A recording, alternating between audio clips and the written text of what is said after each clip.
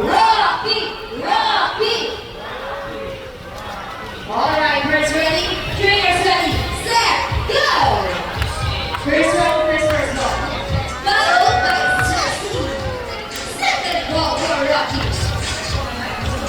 Okay, it's time and for the last one. Rocky wins. Trainer Rina, you lose this time. What do you say about that? Noted, we want another race. She wants another race here first. Are you sure about that? Do you want Sassy to lose again? Well, this time I guarantee you that Sassy will win.